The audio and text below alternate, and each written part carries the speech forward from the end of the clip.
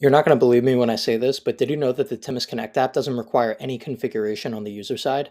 I know, it's hard to believe when most apps require some sort of IP or domain to input, but no, you heard me right. All the user has to do is install the app and sign in. That's it. Don't believe me?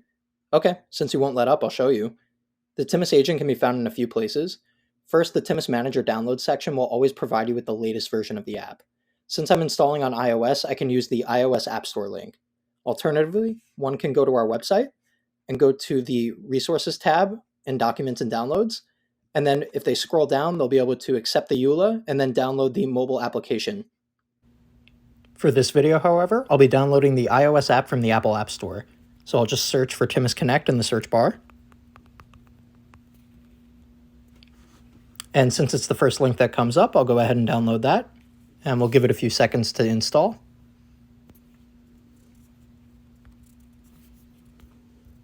Now I'll just agree to the EULA and type in my Timus mapped email address.